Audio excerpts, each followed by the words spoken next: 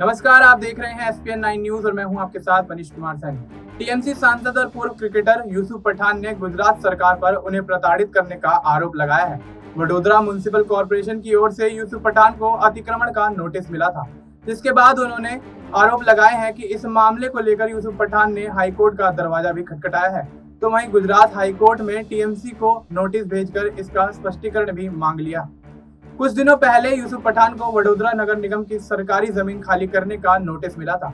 बस इसी को लेकर यूसुफ पठान ने हाईकोर्ट में याचिका दायर की और उन्होंने बताया कि उन्होंने साल 2012 में ही नगर निगम को जमीन लेने के लिए आवेदन दिया था और साल 2014 में नगर निगम द्वारा अलग प्रस्ताव लाकर उसे राज्य सरकार को भेज दिया गया। इसको लेकर हाईकोर्ट ने पूछा कि 10 साल तक उनके द्वारा कोई एक्शन क्यों नहीं लिया गया। तो उन्होंने इस बात पर कहा कि मैं हाल ही में लोकसभा चुनाव में चुना गया हूं और मुझे प्रताड़ित करने की कोशिश की जा रही है। साथ ही उन्होंने कहा कि मैं दूसरी पार्टी से चुना गया हूं। पठान ने आगे कहा कि पिछले 10 साल से कुछ नहीं किया और अचानक चुनाव परिणाम आने के बाद 6 जून को एक नोटिस भेज दिया गया। उन्होंने आगे कहा कि निगम के प्रस्ताव के बाद फिर से उसे राज्य सरकार भेजा गया, जो जरूरी नहीं है क्योंकि यह नगर निगम की जमीन है, राज्य सरकार की नहीं। अगर हमने इसे नहीं हटाया तो सीधे बुलडोजर आएगा।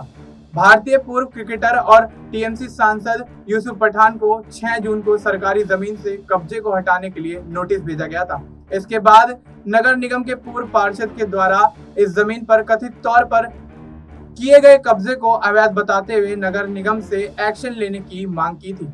इसके बाद यूसुफ पठान को नोटिस भी भेजा गया था।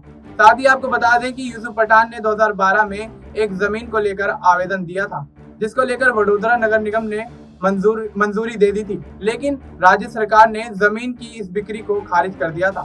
सरकार द्वारा वडोदरा निगम को जमीन घेरने के आदेश दिए गए थे, लेकिन तब तक यूसुफ पठान ने उस जगह को कब्जा लिया था। इसके बाद ही उन्हें यह नोटिस भेजा गया। देश और दुनिया से जुड़ी तमाम जानकारी के लिए आप देखते रहिए SPN9 न्यूज। मिलते हैं आपसे अगले वीडियो में, तब तक के लिए नमस्कार।